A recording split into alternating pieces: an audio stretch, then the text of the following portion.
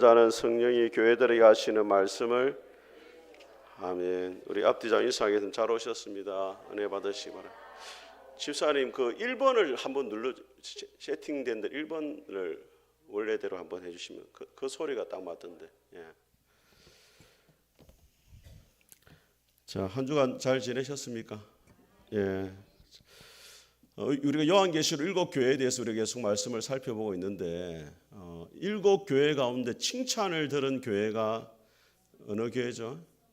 예, 스무나 교회하고 빌라델비아 교회입니다. 그죠? 스무나 교회하고 빌라델비아 교회 두 교회가 칭찬을 받았는데 공통점이 뭐냐면 스무나 교회도 아주 약한 교회였다는 거예요. 스무나 교회를 향해 주님이 말씀하기를 환난과 궁핍을 내가 안다. 아주 가난한 교회였습니다. 근데 오늘 빌라델비아 교회를 향해 주님이 또 뭐라고 말씀하시느냐? 내가 적은 능력을 가지고도 내 말을 지켰다. 아주 능력이 적다는 거예요. 두 교회의 공통점이 뭐냐? 크고 화려한 교회가 아니고 아주 작고 연약한 교회라는 거예요. 우리 푸른숲 교회 같이 별로 내세울 것이 없는. 너무 크게는 하면 하십시오. 하여튼 뭐 좀 그래요. 그렇지만은 주님이 귀하게 쓰신다는 거예요. 그러니까 우리가 너무 이 외형적인 것에 쏘으면 안 됩니다, 여러분. 여러분 자신도 마찬가지고. 여러분이 겉으로 많은 것을 하고 있다 해가지고 주님이 여러분을 칭찬해 주실 것이다. 그런 생각을 또 가져서는 안 됩니다. 여러분이 또 교회 안에서 아무것도 주목받지 못하고 하는 일이 없다고 해가지고 또 여러분을 또 책망하시는 것도 아니에요. 그것은 주님만이 판단하실 영역입니다. 여러분이 혹시 길을 가다가 열린문 교회라고 하는 교회를 본 적 있습니까? 열린문 교회. 이름은 들어본 적 없어요? 들어는 보신 것 같습니까? 열린문 교회가 바로 오늘 빌라델비아 교회를 염두하고 지은 이름이에요. 왜냐하면 오늘 예수님이 빌라델비아 교회를 칭찬하면서 내 앞에 내가 열린 문을 두었다 이렇게 말하거든요. 이게 빌라델비아 교회 하려니까 한국의 정서상 약간 좀 아메리칸 스타일이니까 쓰기가 좀 어려워가지고 빌라델비아 교회를 다른 말로 뭐라 할까 하다 보니까 무슨 교회요? 열린문 교회. 스무나 교회는 이름 그대로 스무나. 빌라델비아는 약간 변형을 시켜가지고 열린문 교회다 이렇게 이야기한 거예요. 빌라델비아 이 지역의 특징은 뭐냐면 지진이 많이 일어났다는 거예요. 지진이 일어나가지고 사람들이 집 안에 있다가 지진이 일어나면 어떻게 됩니까? 집 밖으로 빨리 나가야 돼요. 늘 불안과 싸웠던 교회가 이 빌라델비아 교회의 성도들입니다. 그리고 유대인들이 엄청나게 핍박했습니다. 여러분 로마도 교회를 핍박했지만은 유대인들도 교회를 엄청 핍박했어요. 왜 그렇습니까, 여러분? 왜 바울 시대에도 유대인들이 누구를 죽이려 했습니까? 예수님을 죽였고 바울도 죽이려 했잖아요. 왜 그랬어요? 예수님을 하나님의 아들이라 말하고 메시아라 말하니까 유대인들이 보기에는 인정이 안 되는 거예요. 자기들이 원하는 그 메시아가 아니고 하나님의 아들이라 말하는 거 하나님 이름을 모독한다 해가지고 죽이려 했잖아요. 제자들도 마찬가지고. 그러니까 유대인들도 교회를 엄청 핍박했어요. 그래서 그런 상황 가운데 주님이 빌라델비아 교회에 주신 말씀이다. 그렇게 이해를 하시면 되겠습니다. 오늘 7절 말씀 같이 한번 읽어보겠습니다. 시작. 빌라델비아 교회 사자에게 편지하라. 거룩하고 진실하사 다윗의 열쇠를 가지신 이곳 열면 닫을 사람이 없고 닫으면 열 사람이 없는 그이가 예수님의 모습이 어떤 모습으로 찾아오셨느냐? 거룩하고 진실하시다 이렇게 이야기를 해요. 여러분 이사야 6장에 보게 되어지면 이사야 선지자가 성전에 갔을 때 보좌가 높이 들려 있고 보좌 위에 계신 분이 계셨는데 좌우의 천사들이 뭐라고 이야기를 합니까? 거룩하다, 거룩하다, 거룩하다. 몇 번 했어요? 3번. 하나님에 관한 건 항상 3번이에요. 거룩하다, 거룩하다, 거룩하다. 그래서 우리가 부르는 찬송에도 거룩, 거룩, 거룩 이렇게 하잖아요. 그죠?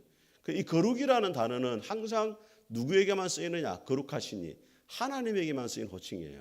예수님이 거룩하시고 이 말은 나는 하나님과 동등한 위치를 가진 자다 이것을 이야기하는 거예요.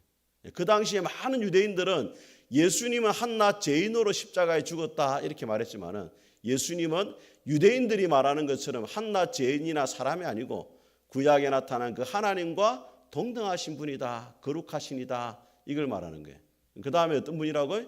진실하신 분이다. 거짓말을 하지 않는다. 그런 의미가 아니고 가짜가 아니라 참되신 분이다. 실체다 이 말이에요.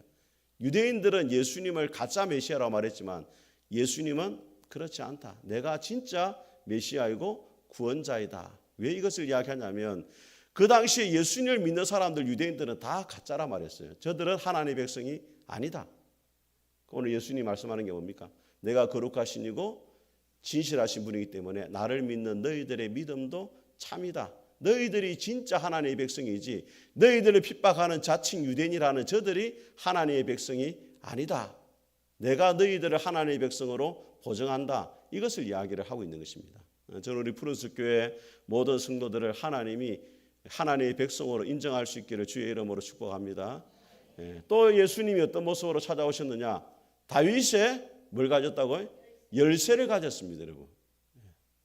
이 다윗의 열쇠란 말이 성경에 딱 2번 나와요. 제가 찾아보니까 이사야 22장에 히스기야 왕이 왕의 국고를 맡은 셈나라는 그 관리인이 있었는데 이 관리인이 부정부패를 하게 되어집니다. 셈나를 해고해요. 이름 뜻이 뭐냐면 끌려가는 자입니다. 망하는 자예요. 누구를 세우느냐? 엘리야김이라는 사람을 세워요. 그리고 이렇게 말합니다. 내가 내 어깨에 다윗의 열쇠를 두노니 열면 닫을 사람이 없을 것이고 닫으면 열 사람이 없을 것이다. 어깨에 왜 열쇠를 두느냐? 지금 열쇠는 작잖아요. 그 당시에 나무로 만든 열쇠인데 어깨에 메고 다닌다는 거예요. 이 다윗의 열쇠를 가졌다 이 말은 뭐냐면 왕의 이 나라의 이 국고를 맡아가지고 모든 일을 주관하는 자다. 그런 의미가 있는 거예요.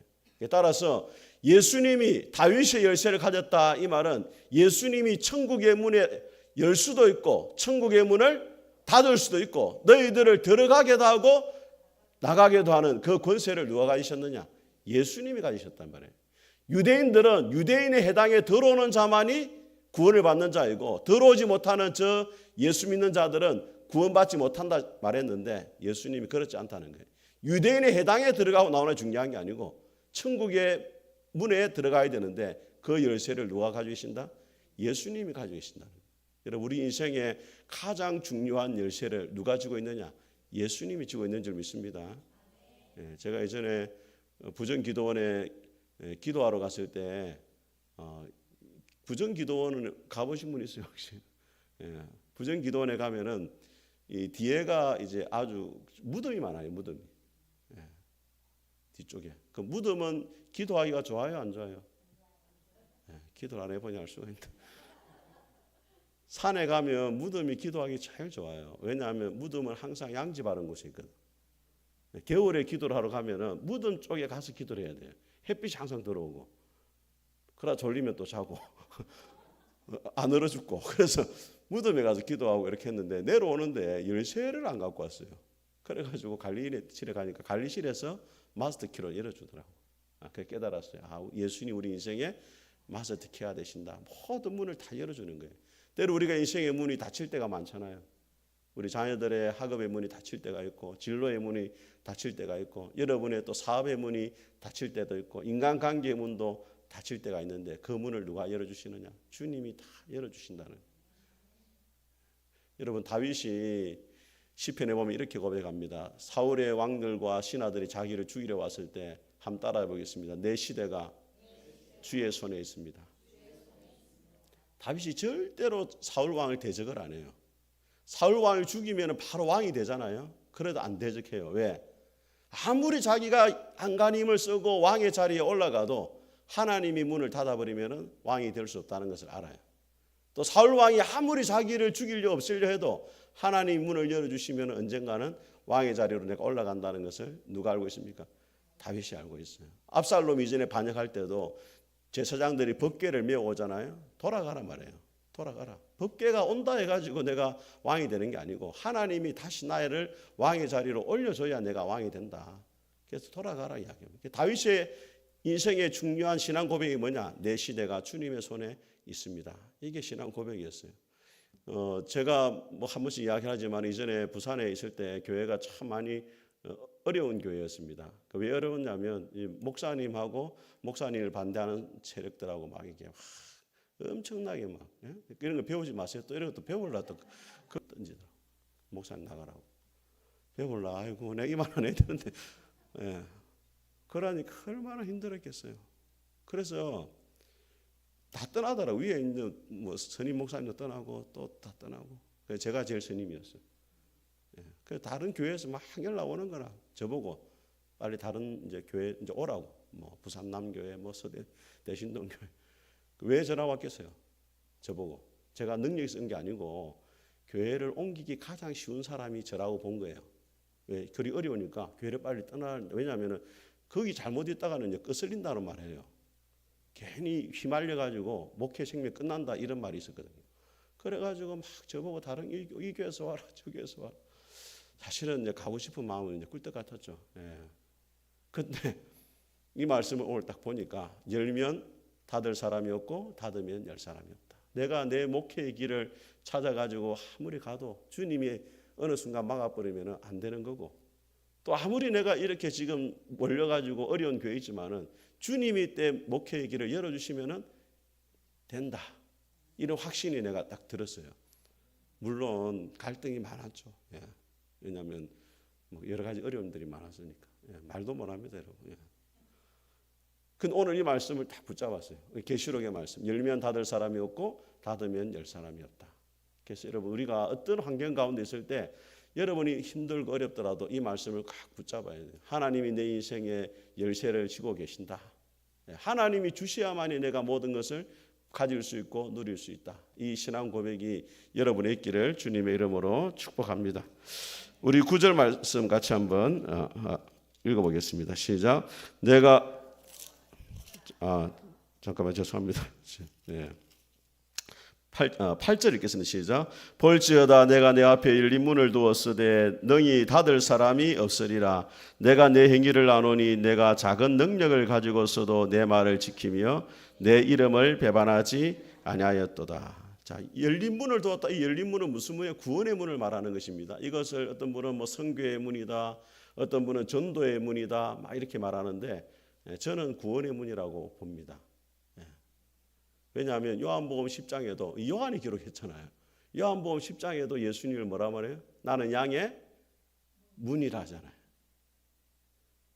이 맥락상 유대인들이 회당의 문은 딱 닫아놨어요. 못 들어오게. 그렇지만 예수님이 천국의 문, 구원의 문은 내가 너희 앞에 활짝 열어놓고 언제든지 너희들이 천국에 들어올 수 있도록 내가 맞아주겠다. 그것을 이야기하는 거예요. 왜? 너희들이 작은 능력을 가지고도 내 말을 지키고 내 이름을 배반하지 않았다. 진짜 어려운데 이 작다라는 말이 헬라어로 보니까 미크론이란 말인데 여러분 단위를 말할 때 마이크로라는 단위 아시죠? 마이크로. 이때 좀 끄떡이면 좀 아는 분이에요. 마이크로. 뭐 센치 한 10,000분의 1인가 그래요. 현미경으로 봐야 돼요. 그만큼 작다는 게. 그러니까 이 빌라델비아 교회가 가지고 있는 능력이 힘이 적은 거예요. 아마 재정적으로 너무 어려웠든지 또 교인들의 숫자가 너무 적든지 뭐 교회가 뭐 하여튼 여러 가지 핍박 가운데 힘을 잃었든지 하여튼 너무 연약한데도 끝까지 하나님의 말씀대로 사는 거예요. 끝까지 예수님을 모른다고 한 번도 부인을 안 해요. 그러니까 주님이 너희 앞에 구원의 문을 활짝 열어놨다. 여러분 하나님 일하실 때 왜 하나님은 약한 자를 들어서 쓰시는지 모르겠어요. 그렇게 생각 안 드십니까? 오늘도 한 목사님하고 이렇게 교제를 했는데 귀신 이야기를 좀 해서 귀신 이야기를. 그 목사님도 이제 이전에 막 귀신도 내쫓고 그랬는데 한 자매가 너무 안 나가더래 귀신이. 그런데 밀양에 어느 교회 갔는데 교인이 한 3명 되는데 그거 가니까 목사님이 찬송이 하니까 1시간 동안 찬송하더래.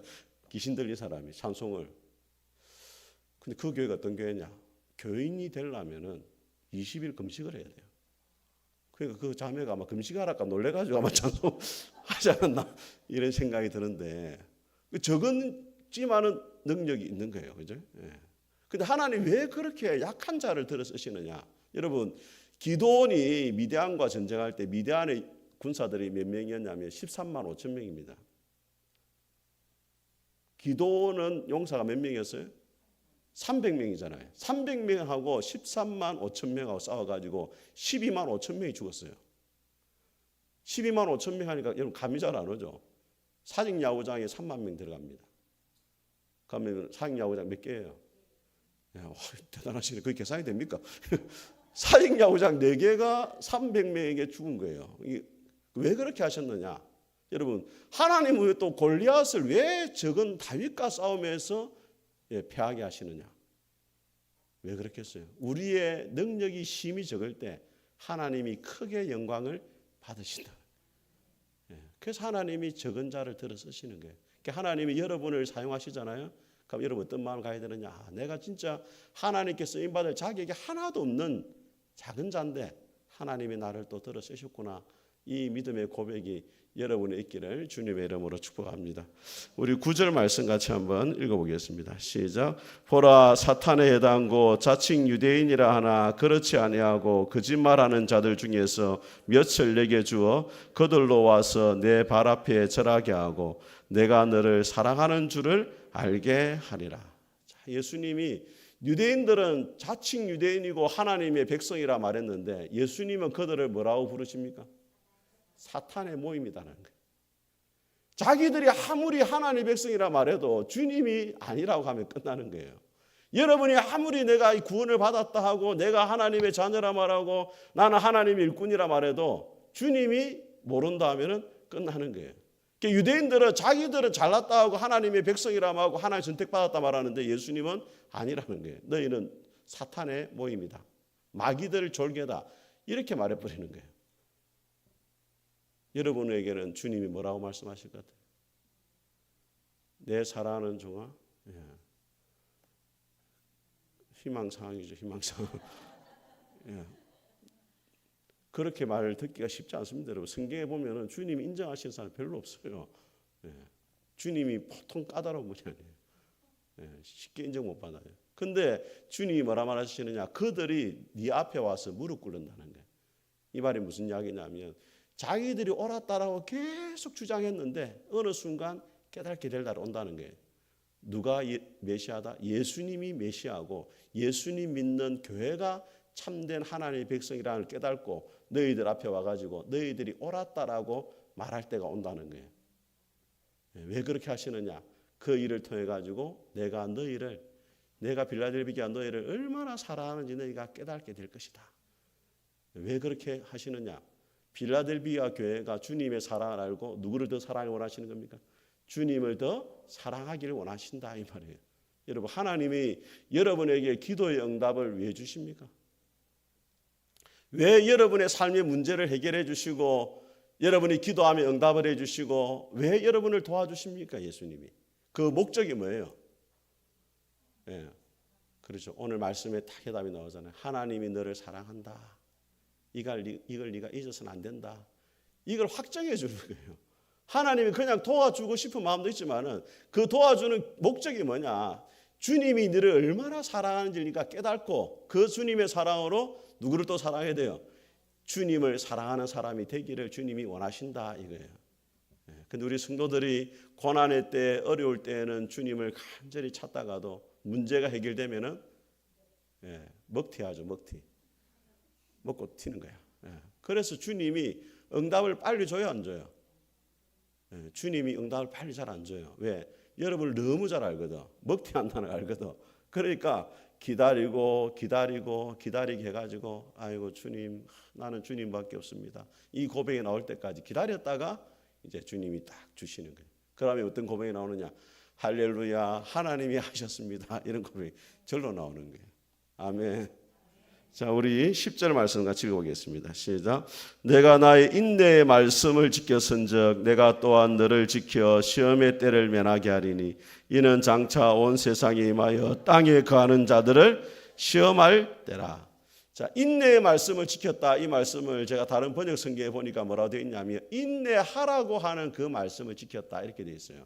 인내라는 말이 히포메네라는 말인데 아래에 머문다 이런 뜻이 아래에 머문다. 하나님이 허락하신 그 자리에서 아무리 환난이 있고 핍박이 있고 고난의 짐이 너를 억눌러도 그 자리를 떠나지 않고 그 자리에 끝까지 뭐한다? 머무른다는 거예요. 자, 이게 이제 대조가 되는 이야기가 뭐냐면 그 당시에 빌라델비아 뭐가 많다고요? 지진이 많았어요. 지진이 많아가 집이 좀 흔들리면은 그 자리에서 어떻게 돼요? 빨리 도망을 가야 돼요. 티 나와야 되는데 이게 약간 좀 저급한데 예. 예, 뭐 빨리 물론 이제 그 어감은 괜찮네. 티 나가야 돼요.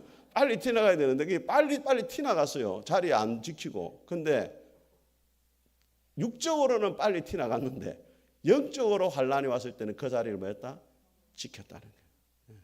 저 여러분들이 주님 앞에 인내하라는 그 말씀을 지킬 수 있길 바랍니다. 참 인내하는 게 참 힘들어요, 여러분. 참기가 쉽습니까? 안 쉽습니까? 안 쉽죠. 사람에 대해서도 마찬가지예요. 그 사람이 나를 힘들게 하고 상처 주고 괴롭힐 때 한 대 쥐 받고 싶은 마음이 간절하지만은 참는 게 쉽지 않아요. 근데 참는 자에게 하나님이 복을 주세요. 그래서 이번에도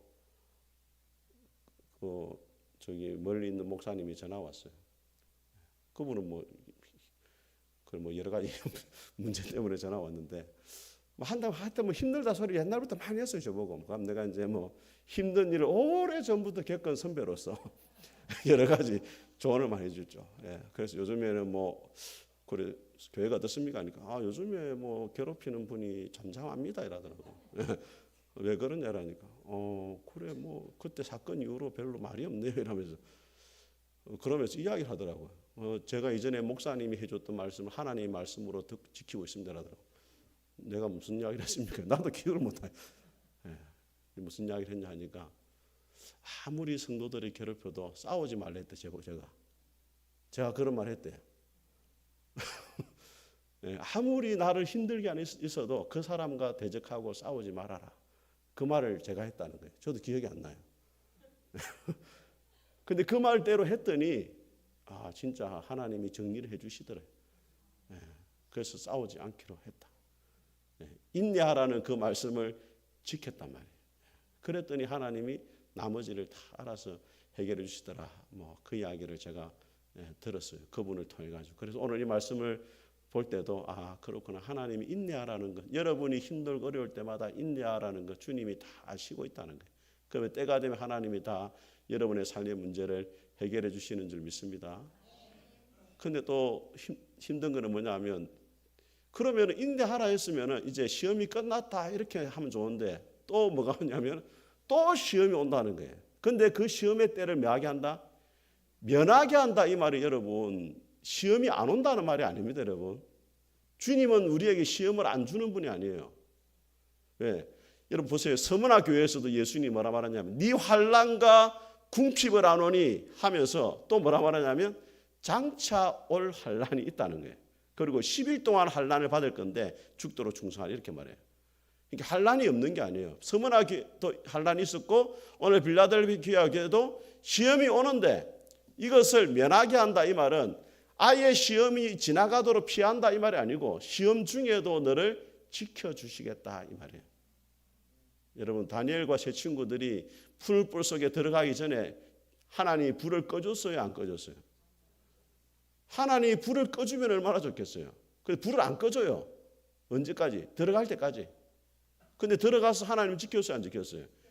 이게 바로 시험의 때를 면하게 한다 이런 뜻이에요. 우리 삶에도 어려움이 있지만은 이길 수 있는 힘을 주시고 내 영혼이 구원받을 때까지 너를 끝까지 지켜주신다는 거예요. 육적으로는 고난을 겪을 수 있습니다. 그렇지만 영혼은 하나님이 지켜주신다. 스데반 집사님도 마찬가지잖아요. 돌에 맞아 죽었지만은 그 영혼은 주님이 붙잡아줬잖아요. 그것을 이야기를 하고 있는 것입니다. 자, 우리 마지막 약속입니다. 우리 12절 같이 한번 읽어보겠습니다. 시작. 이기는 자는 내 하나님의 성전의 기둥이 되게 하리니 그가 결코 다시 나가지 아니하리라. 내가 하나님의 이름과 하나님의 성 곧 하늘에서 내려온 새 예루살렘의 이름과 나의 새 이름을 그의 위에 기록하리라. 자, 첫 번째 약속이 뭐냐면 따라하면 하나님의 성전에 기둥이 되게 한다. 결코 나가지 않는다. 자, 아까 우리 최근사님 뭐랬어요? 티 나갔다 했죠? 지진만 나면 티 나가야 되는데 앞으로는 하나님의 성전의 기둥이 돼가지고 티 나가지 않을 거다. 그러니까 영원히 하나님과 함께 살게 된다. 이걸 이야기하는 거예요. 그 다음에 또 뭐라고 이야기하느냐? 하나님의 이름을 써주겠다는 거예요. 하나님의 이름을 쓴다는 말, 하나님의 소유가 된다는 것이고, 그 다음에 새 예루살렘의 이름을 또 써준다. 이것은 예루살렘은 어디예요? 천국을 말하잖아요. 천국의 시민이 될 것이다. 이런 뜻이고, 또 마지막에 누구 이름이 있냐면 예수님의 이름을 써준다. 이 말은 예수님의 이름인데 그 이름이 무슨 이름이냐면 새 이름이에요. 우리가 모르는 이름이에요. 근데 그 이름을 써준다는 말은 주님과 아주 친밀한 관계를 누리게 될 것이다. 영원히 천국에서 주님과 친밀한 관계 속에서 네가 살게 될 것이다. 이것을 이야기를 하고 있는 것입니다. 사랑하는 여러분, 우리가 주님 앞에 능력이 작은 게 문제는 안 됩니다. 여러분, 전혀 문제가 안 돼요. 우리가 한 달란트 받았다 해서 문제가 되는 게 아니에요. 중요한 것은 뭐냐면 그것을 가지고 주님 앞에 어떻게 살아가느냐가 중요한 것입니다. 우리 푸른숲 교회 성도들이 비록 적은 능력을 가졌다 할지라도 오늘 말씀처럼 빌라델비아 교회처럼 하나님의 말씀을 지키고 끝까지 주님을 부인하지 않고 주님께 속한 사람으로 살아갈 수 있기를 주의